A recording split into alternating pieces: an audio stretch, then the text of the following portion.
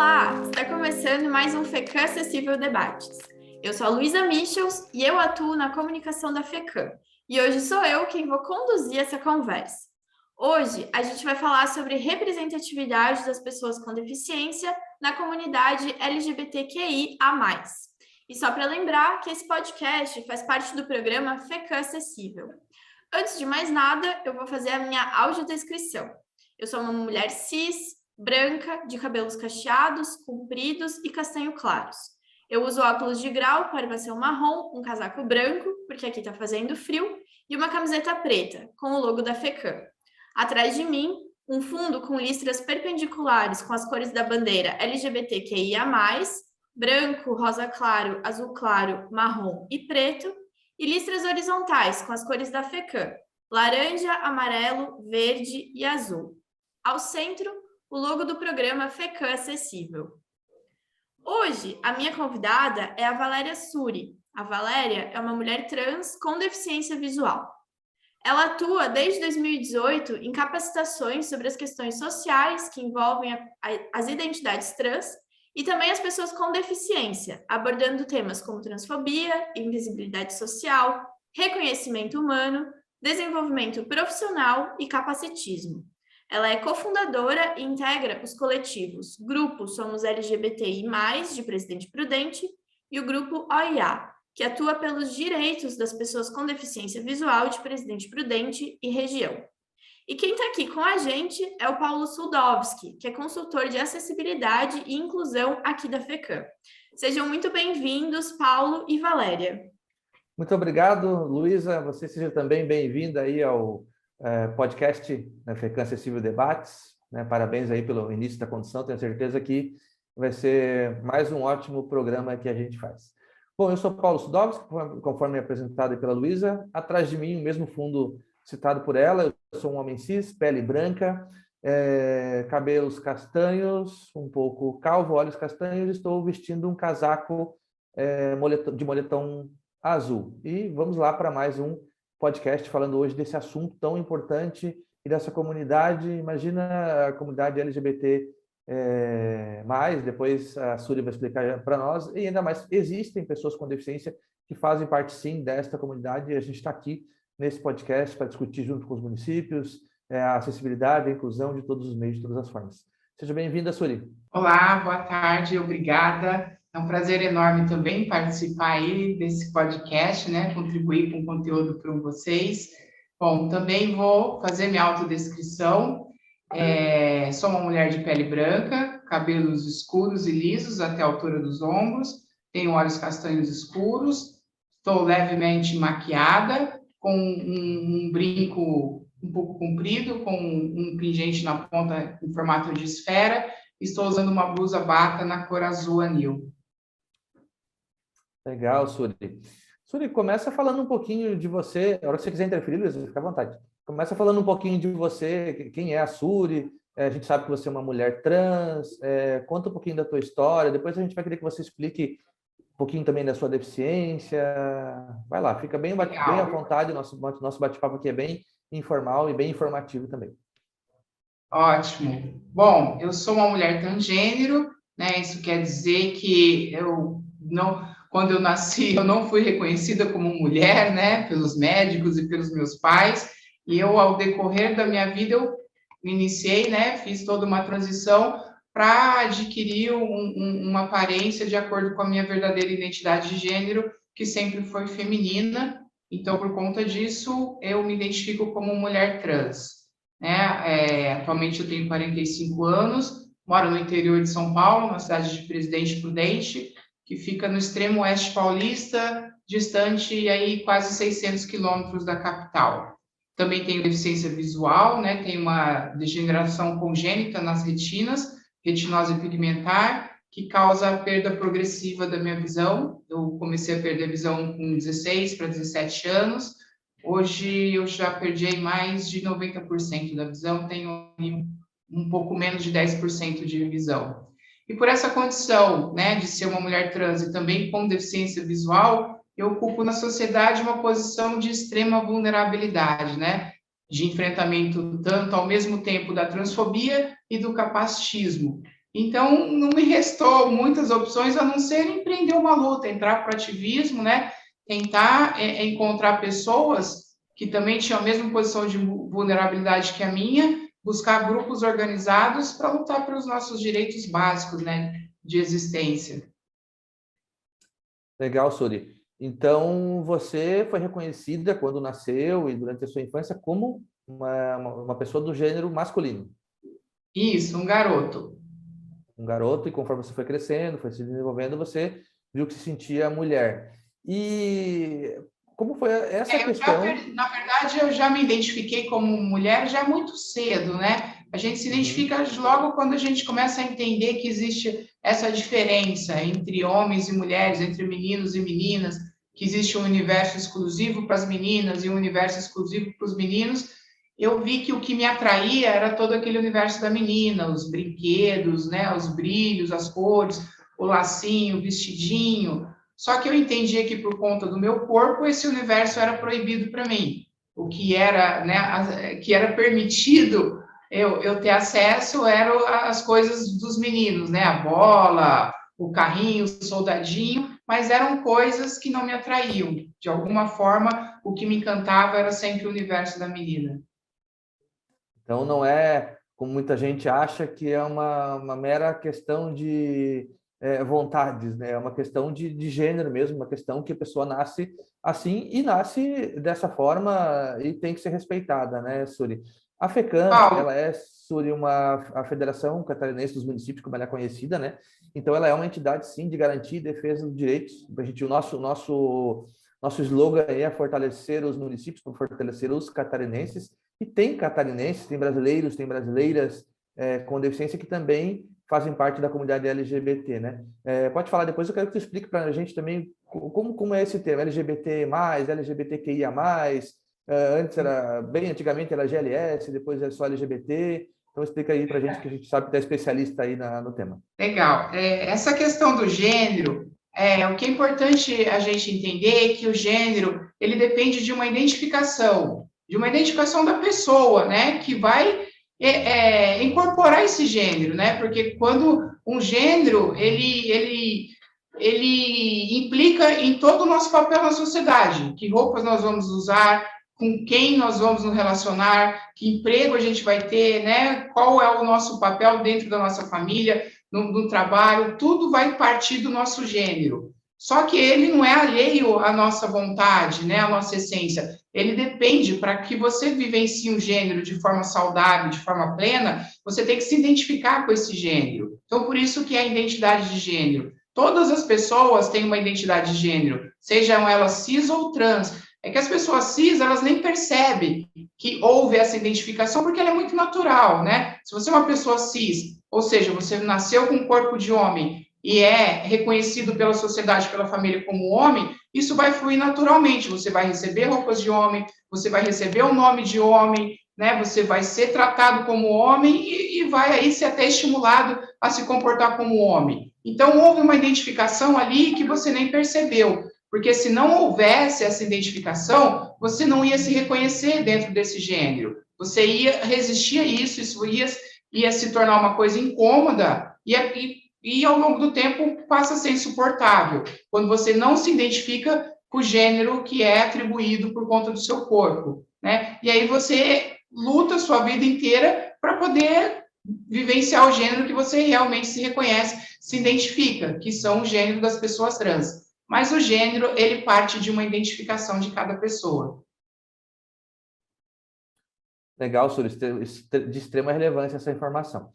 E sobre Sim. o LGBT, LGBTIA+, LGBTQ, explica para a gente aí, para o pessoal que está assistindo, como funciona essas siglas? Ela é convencionada internacionalmente? Ela muda... A nossa vida muda, né? Nós somos seres mutantes, então os movimentos, tanto o movimento de pessoa com deficiência como o movimento LGBT, ou LGBTQIA+, LGBT+, depois explica para a gente, ele também é variável, né? Muda bastante. Claro, primeiro que é importante, né, ficar claro também é que cada letra daquela não está ali por acaso. Ela representa um segmento da população, uma comunidade. que tem uma identificação específica e reivindica sua visibilidade através da inserção dessa letra na legenda.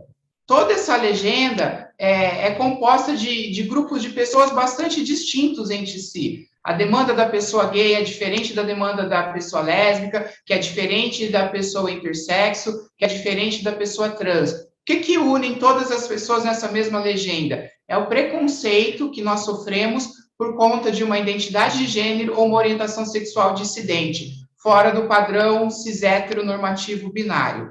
Tá? Mas nem sempre essa legenda teve essa extensão, né, e essa composição.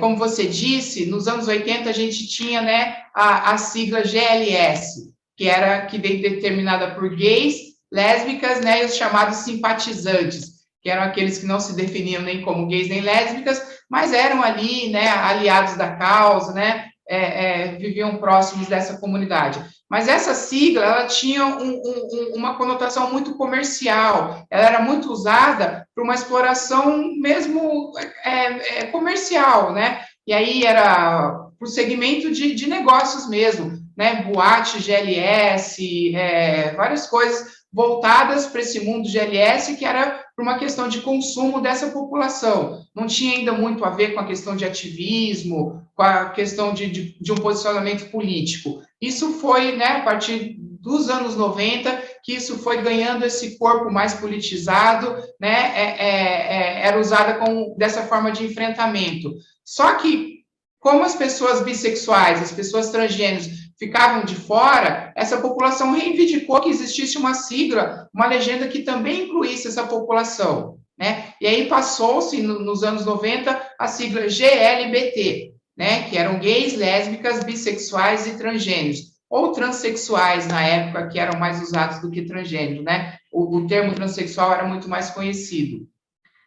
Bom, em 1996, houve a primeira conferência nacional da comunidade LGBT, e nessa conferência, a comunidade de mulheres lésbicas reivindicaram que houvesse uma inversão, que a letra L passasse a ficar no início, né, para simbolizar que as mulheres lésbicas também tinham que ter preferência, tinham que ter prioridade, porque existia toda uma cultura de que, ainda que existisse uma comunidade, né, GLBT, com uma pluralidade de identidades e de orientações, tudo era voltado para a comunidade gay, né? Até que você falava parada gay, né, boate gay, comunidade gay, como se tudo se resumisse ou fosse uma variação do homossexual masculino, do homem cis homossexual, né? Então, a primeira mudança foi a inclusão da letra B e T, e a segunda mudança foi a inversão, da letra L ficar no início,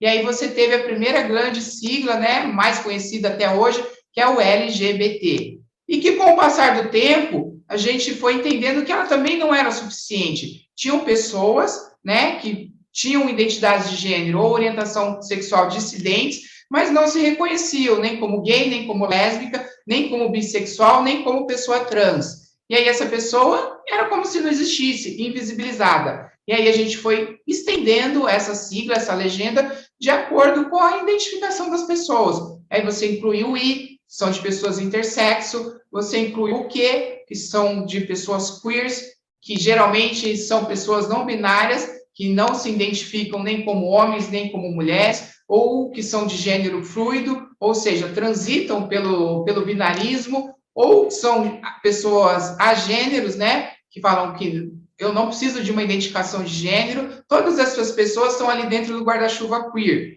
E aí você, prosseguindo, você tem o A, que pode ser usado tanto para aliados ou para pessoas assexuais, lembrando que pessoas assexuais, né, preconceituosamente, se entende que são pessoas que não têm relação sexual, têm alguma aversão à relação sexual, isso não é verdade. Pessoas assexuais são tão somente aquelas pessoas que não colocam, não elegem a experiência sexual como o fator principal da sua relação afetiva, né? Se não houver sexo, tudo bem assim, né?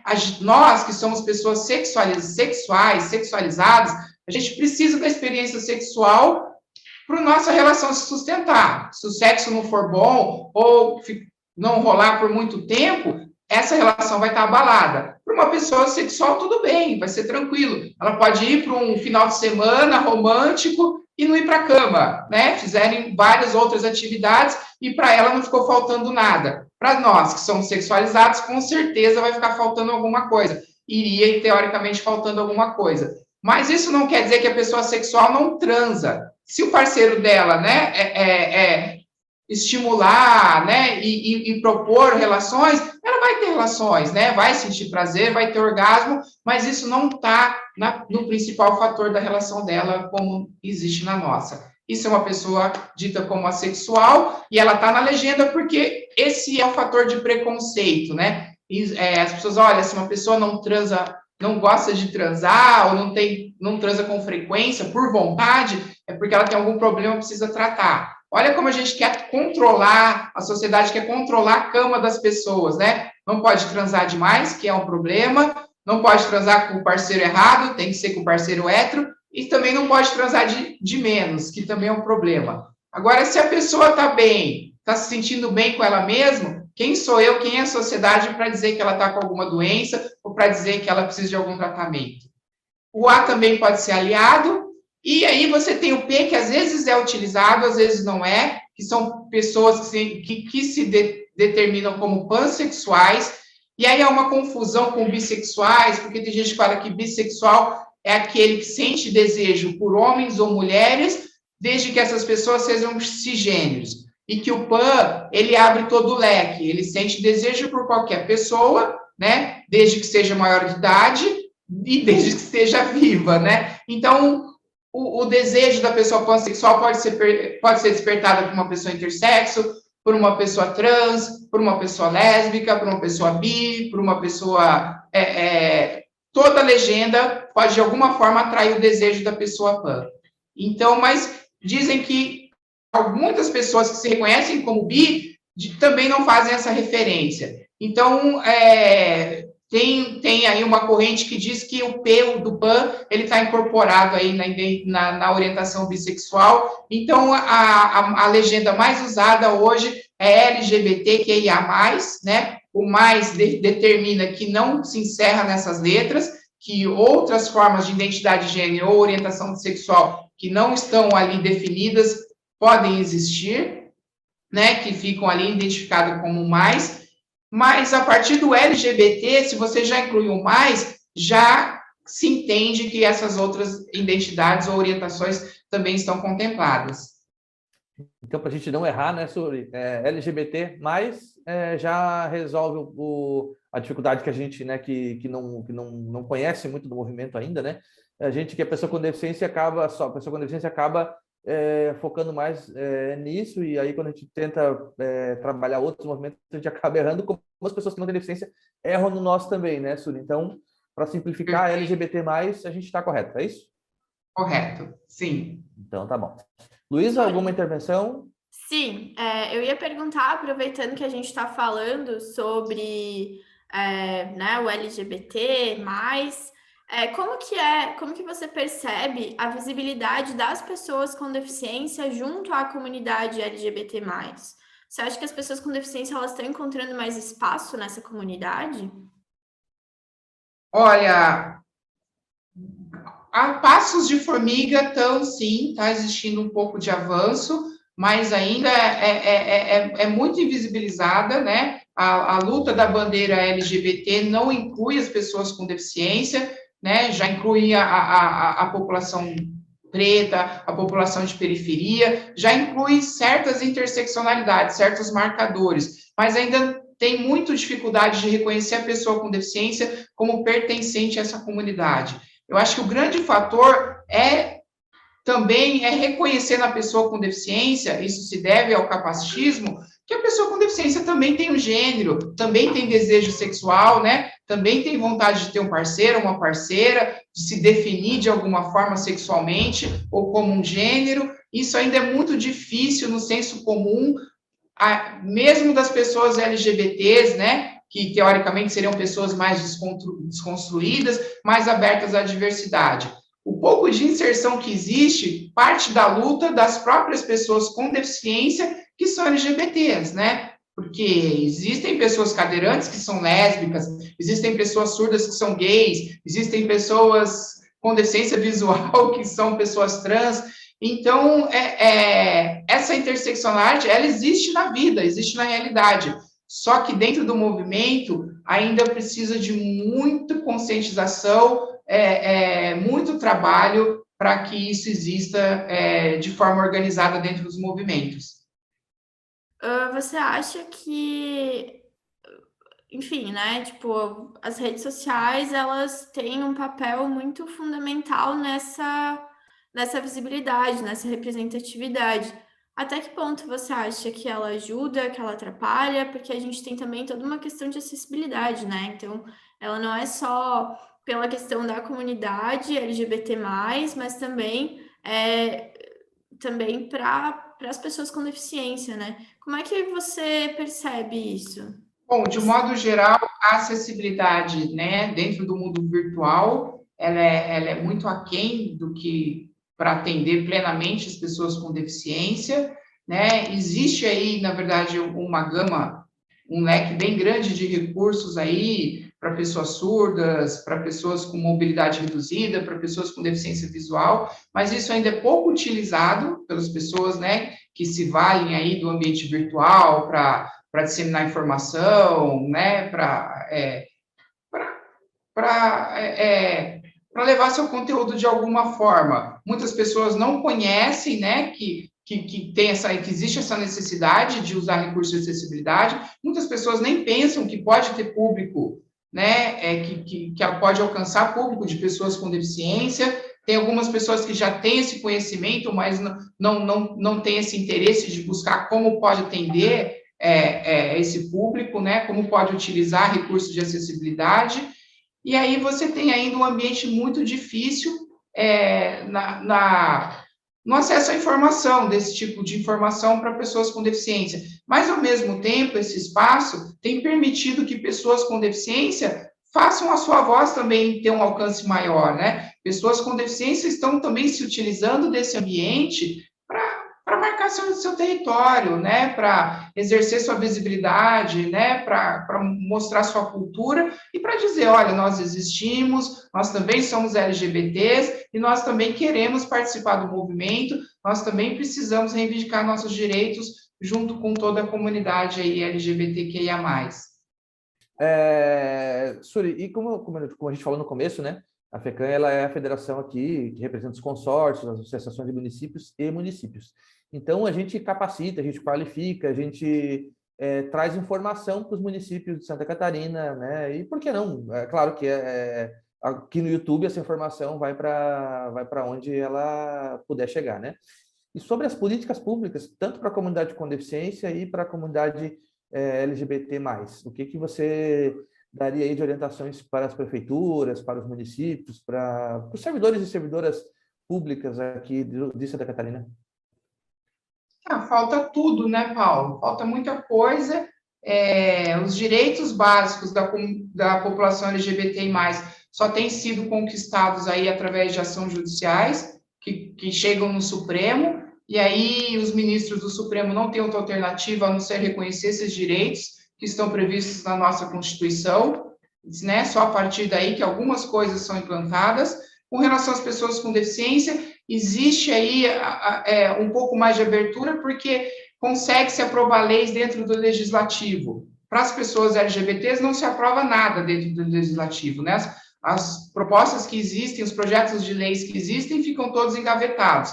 Para as pessoas com deficiência, você ainda consegue aprovar, né? Os parlamentares entendem essa importância, muitos, né, querem explorar para ter um ganho político, mas uma vez uma lei aprovada, muitas vezes ficam como letra morta, né, não são implantadas, né, como questão de exigência de acessibilidade nos espaços urbanos, né, como a obrigatoriedade de livros acessíveis, são todas leis que acabam não pegando, ou seja, na prática, esses dois segmentos acabam tendo seus direitos aí não reconhecidos, né. Agora, imagine para as pessoas que têm, ao mesmo tempo, uma deficiência e, ao mesmo tempo, pertencem à comunidade LGBT. Porque daí você precisa de políticas que atendam ao mesmo tempo essas duas questões, né? Porque as pessoas, a gente tem que entender que é um ser humano composto por vários elementos, né? Quando eu estou nos espaços que atendem pessoas com deficiência visual, a minha transgeneridade, ela fica apagada, né? Ela não é atendida ali, aquele espaço não sabe lidar com a minha questão trans.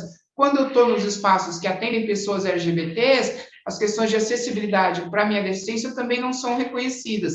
Então, eu acho que o poder público tem que olhar para todo o leque de vulnerabilidade quando for implantar políticas públicas, né? Se eu vou implantar uma política na área da saúde, né? Vou implantar um novo tipo de atendimento, um atendimento piloto que vai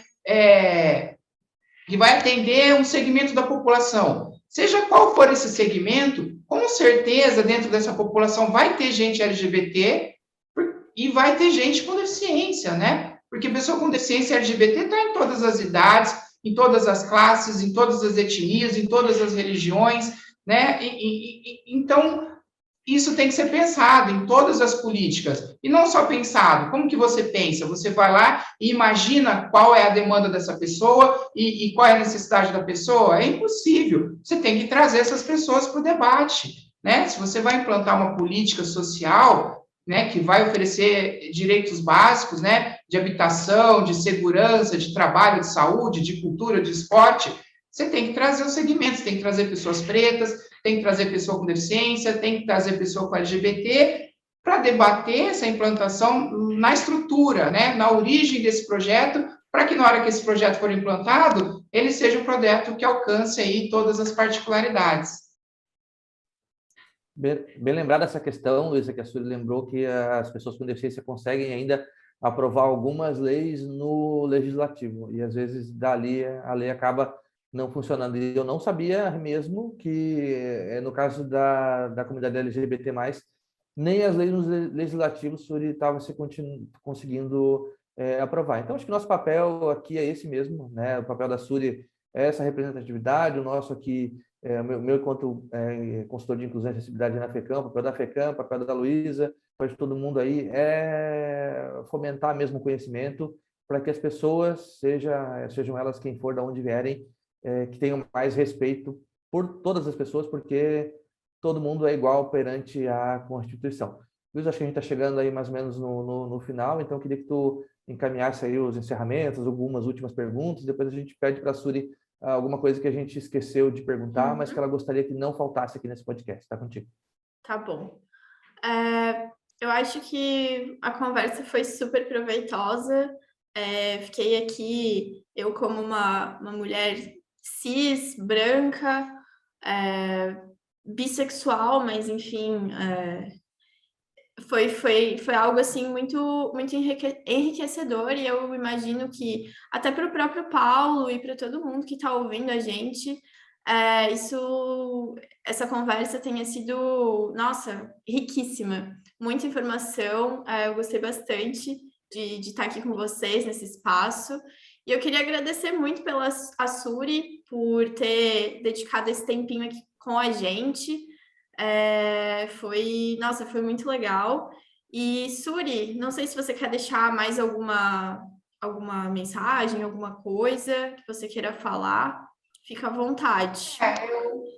Eu queria só aproveitar para deixar uma mensagem de celebração, né, do mês do orgulho LGBT+, que é celebrado todos os anos no dia 28 de junho, né, desde 1969, que teve início lá na revolta de Stonewall, em Nova York. Então, esse é um mês bastante emblemático da nossa luta, mas que essa celebração não se resuma, né, ao mês de junho, que toda a sociedade possa saber respeitar e acolher e valorizar as pessoas LGBTQIA+, né, durante o ano todo. E aí eu gostaria de aproveitar também para deixar aqui a divulgação de um filme, chama Aurora, Vida e Luta, de Valéria Suri. É um filme documentário que conta um pouco da minha história de transição, e ele está disponível no YouTube, né, livremente, com versões com audiodescrição, com interpretação de libras e legendas. É um bom filme aí para quem quiser assistir, promover um cine-debate, levar para a empresa ou para a sua instituição de ensino. Queria também deixar essa dica e agradecer muito pelo espaço, pelo carinho de vocês, pelo convite. Adorei as perguntas e fico à disposição aí para outros encontros. A gente vai colocar, Luísa, né, o link também, Suri, na descrição desse vídeo aqui, desse podcast, que está disponível aí no YouTube. Então, pode procurar na descrição que vai estar por lá também. É isso, Luísa? Isso aí. Então, Paulo também, muito obrigada pela tua participação. É sempre muito bom conversar contigo. E para quem nos assiste, até a próxima edição do FECAM Acessível Debates.